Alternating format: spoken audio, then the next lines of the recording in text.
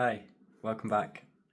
Um, so this is week 2 of my neuroplastician journey, trying to use a combination of magic, design, and technology to use the power of neuroplasticity to make myself smarter, piece by piece, decision by decision. Um, so yeah, this week has been a big one. And I think I've made a lot of progress. Um,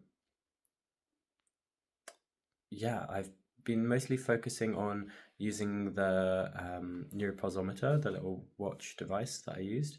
I'm using to track my points, my neuropositive choice points. So whenever I make a choice that I think will enhance my like my brain towards, will grow my brain towards the type of functioning I want it to be using, then I get a point, and I'll do like a kind of a half point for the moment for like resisting a task that will be like kind of peripheral and distracting.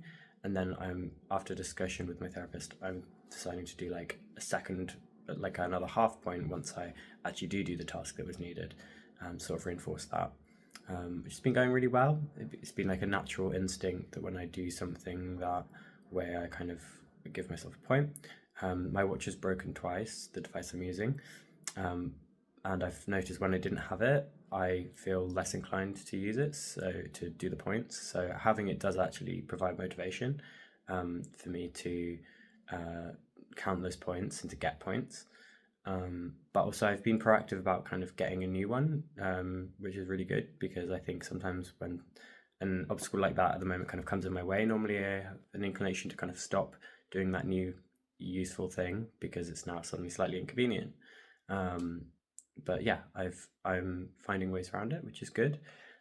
So yeah, one goal for this week is to get the watch fixed for a second time. I think now I've run out of random watches that were at my grandma's house, and now I'm going to move into just fixing the existing watch. It's just the strap, so I just need to go get that fixed, or buy a cheap watch and start again. So yeah, that's been going great.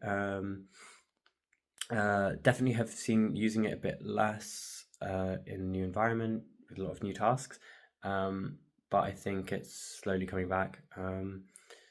And yeah, I've been focusing a lot on like the kind of the will muscle this week. So the anterior mid cingulate cortex, which is the kind of the willpower center of the brain. It's quite recently discovered. I heard about it on the Huberman podcast, the one with David Goggins. I watched another part of that, and yeah, it's like it's what you use to do something you don't want to do, to make yourself do something when you don't want to do it, and it grows as you use it and like atrophies as you don't.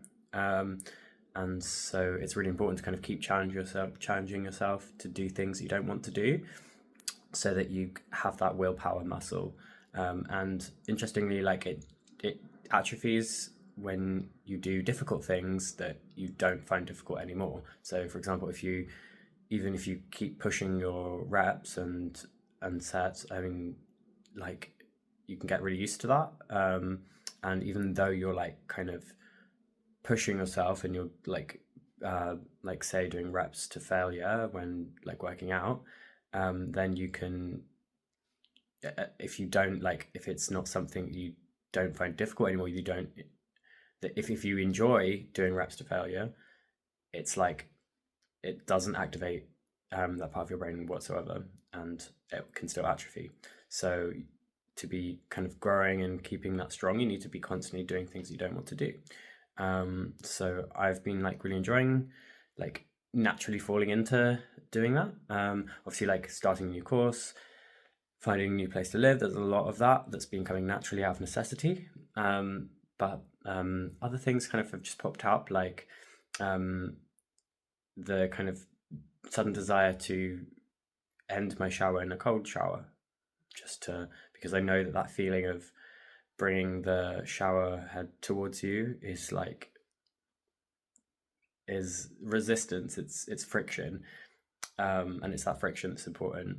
And I heard like Andrew Human literally using like cold showers or cold baths as an example, because if you enjoy it, then it's not activating that.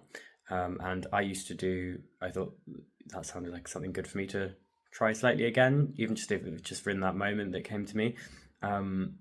Because yeah, I used to do those. I used to do cold showers every day, and it never got easier. It was always something I had to make myself do.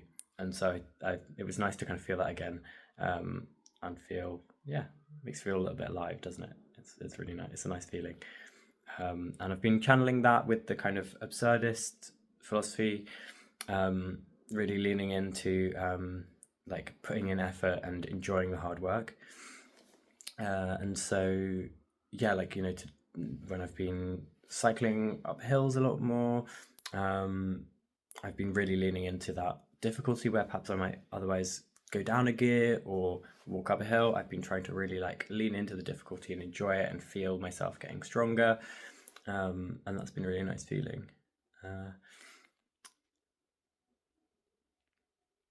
Yeah, yeah, at uni I've been getting more productive and being more proactive. Like, um,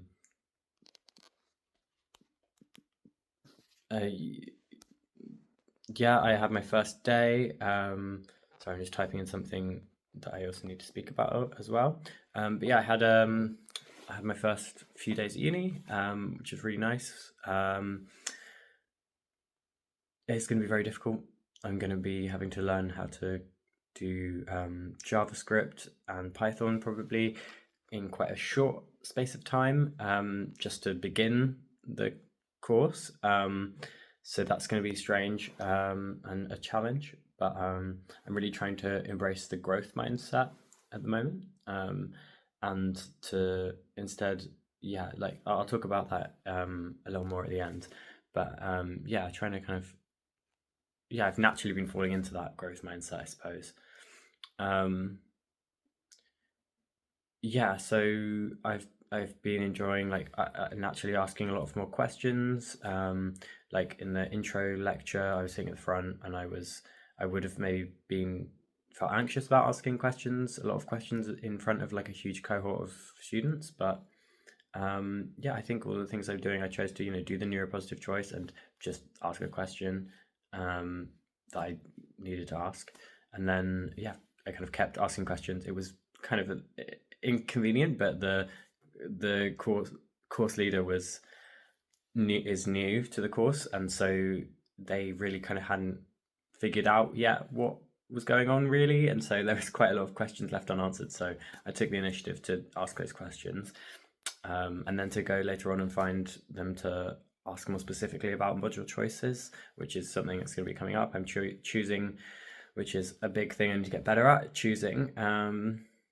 But yeah, choosing with that and choosing with the housing, looking at sublets. I've been doing a lot of that choice of important things is very difficult, and so I think I'm going to exercise the will muscle in just facing those choices, looking at the options, even when that can be a scary bit. But yeah, also like just kind of engaging with these things head on, and then hopefully it will become slightly easier to make decisions. It's a bit of a confidence thing as well, I think, making decisions, knowing that you can go forward and change things later. I mean, taking the initiative to stay with the people that I'm staying with right now temporarily,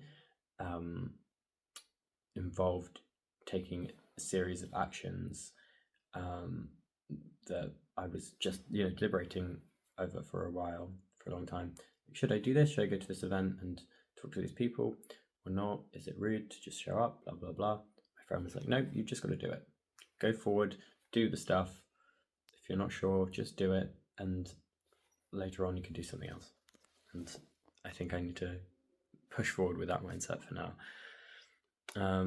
And yeah, moving on, like, yeah, I've been kind of being actively social, like pro-social, with the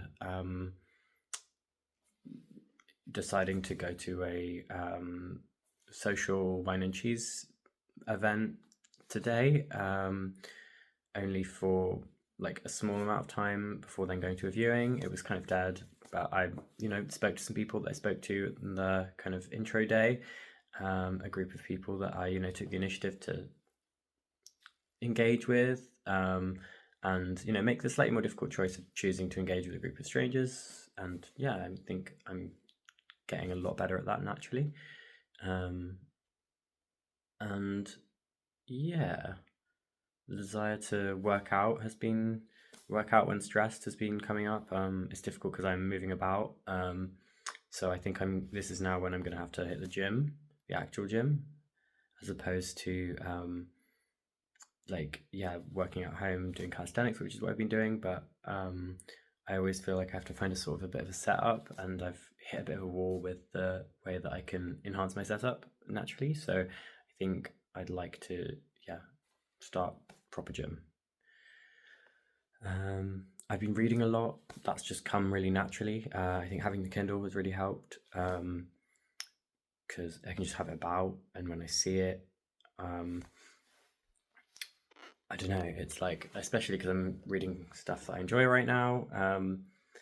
But yeah, it's like it's just been coming more naturally that when I get bored of doing other things or need a break, it just comes to me, and reading has just been much more natural. It's just come back to me, which has been really, really awesome, because that's been something I've been really wanting to get back into for so long.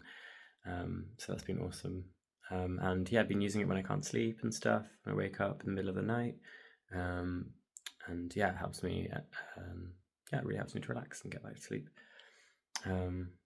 Giving myself points for not looking stuff up while reading as well. Been giving myself neuropositive points for when I decide not to look up something and go on a spiral. I found that also, like, I'll end up getting inspiration in that kind of middle sleep period where, when I wake up in the middle of the night, and I need to be really careful with what kind of activities I do there. Like, I had chamomile tea, and I read the book, and those things were really great and got me down again. But then I was inspired to do like a piece of writing, and it was really lovely to be getting back into writing again. And I did a really nice piece that I'm proud of, but it's very difficult because that definitely like lit me up again, and I just couldn't get back to sleep again. So I had to sacrifice most of the morning today sleeping in, because I haven't been getting good sleep for a long period with all of them moving around. So yeah, it's a shame. I thought about perhaps resetting my schedule and getting up regardless and only having a few hours sleep, but I wanted to go to the social today and be okay for it, so I didn't.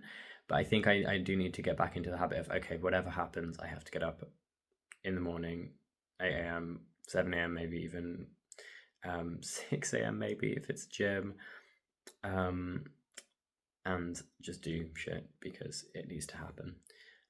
Problem is, I don't function so well on low sleep. I'm really one of those people who notices it, but I need to stop. I'm stopping saying things like I'm one of those people, because I think that can really lead to self-fulfilling prophecies that can be quite destructive. And so, yeah, I'm trying not to say things like I'm someone who struggles with sleeping or struggles sleeping in the middle of the night.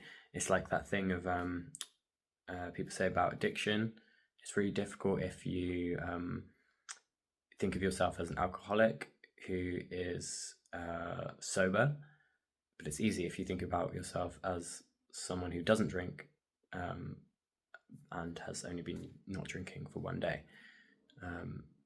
Then it's easy. It's only a matter of, and it's like that thing people say as well about that is there's a cure for alcoholism, but it only works one day at a time. So it's kind of that sort of thing, I guess, applied to all areas of self-improvement, I guess. So like, yeah, deciding to make the neuropositive choice each time, deciding like just today. It's like that thing Alan Watts says about making those right choices, is you don't want to announce something huge and say, I'm going to do this mad thing like stopping drinking or whatever. And because then, you have the devil on your back, like, ooh, tempted me into this big thing of like, oh, I'm never going to drink again. And you'll suddenly be confronted with 365 days of never ever drinking again, and it'll become daunting, and you'll give in a couple of days. But if you say instead, I'm maybe I drink, maybe I won't drink, but just for today, maybe I won't drink. Okay, devil, like you can have me the rest of the time, but just for what could today hurt? Just one day I don't drink. How much could that hurt? So that's the kind of mindset I'm going for. It's like, oh, well, what if today I just think of myself as someone who can sleep through a whole night, or who, if they get up in the middle of the night, can go back to sleep easily. I'm going to think about myself as that person. I'm not someone who struggles to sleep. I'm someone who, and I know that is something that this is really something where mindset does have a huge impact, because I think my issues really are down to the way I think about myself as these things, and my ability to do the right thing in these situations, like to get up and read and do something else for a bit and then go back down to sleep. And then I think it's also that feeling of understanding that like I don't have to be like think of myself also as a person who can't function on low sleep. I can think of myself as a person who functions better on more sleep, like everyone does, but that can manage perfectly fine in any situation and make the best of it. So yeah, the reading's been happening naturally. Yeah, I'm thinking about negative points. I've a few times taken away points for doing distractions, but I can't tell if that's maybe too negative and it's going to lead to like poor progress, because they say that punishment isn't that effective, but that's normally with things that can't understand you, like pets and stuff and children. But I'm not sure. I need to look more into the research about and my own, I guess, research and if negative things are going to help me. I guess it's how sensitive I am to that sort of feeling of doing something wrong, if that's going to dishearten me, which it might in the kind of fixed mindset. Because I've been looking at Mindset, the New Psychology of Success by Carol Dweck. I've been recommended that. And I think it's a really useful video. I think it's a cliche self-helpy thing, but it really does seem to be interesting to think of the power of like actually believing in yourself as someone who can grow from challenges, as opposed to someone who like has inherent strength, and that difference between whether you believe that you inherently are good at something, and that you have an inherent natural skill and that determines how well you do, or whether you believe that you might have some degree of natural skill in certain things, and that biology and earlier nurturing is important, but that you can change your ability in all areas of life by practicing and working hard. And like the people who see life as a challenge to be overcome, and that are much more resilient and happier and smarter and able to do things, and can actually become much smarter simply by putting in that effort. And even the guy who invented the IQ test actually wrote about how important it is, like how people are able to improve their intelligence by concentration and working on things. And so I think it's been really a bit of an eye-opener for me to think about this growth mindset. I definitely have always had this kind of fixed mindset, and I think the problem is it's this idea that you think about yourself as like you need to be really good at something, and so it has that self-esteem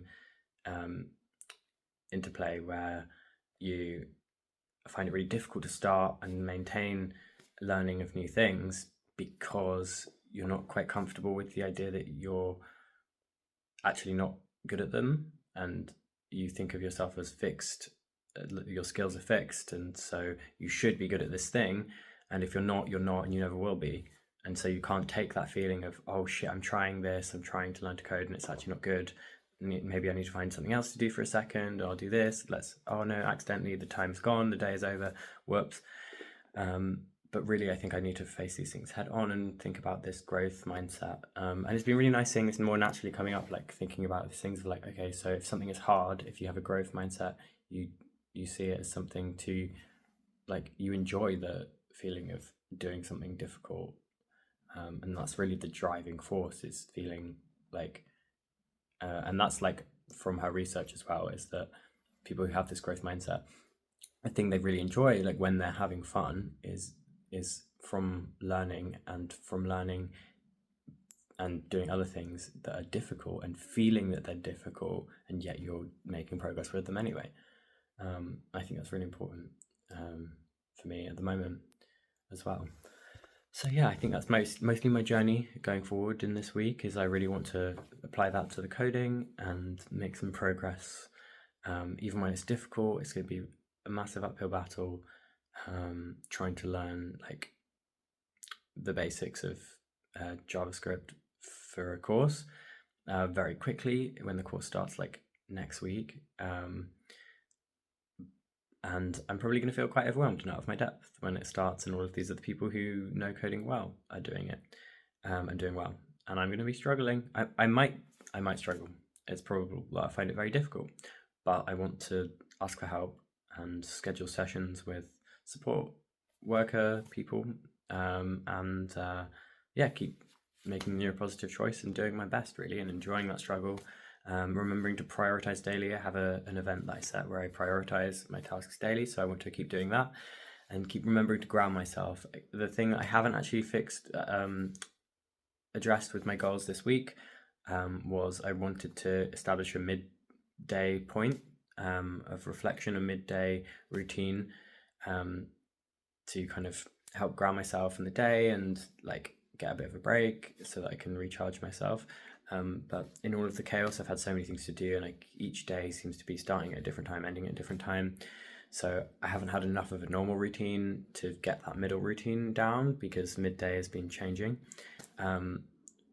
So yeah, I think getting on a normal timetable this week, hopefully having a midday routine at lunch where I watch a video or do something relaxing, and just take some time to ground, would be really nice. So I think, yeah, moving forward this week, pushing on, learning, like, actually doing the coding skills now that I know which languages, and yeah, pushing forward with those kind of, like, difficult situations, and, like, applying myself socially, in this new environment, and making the most of this space while I have it, because it's not going to last very long. It's just it's a master's for, like, 14 months, I think, 12 to 14 months.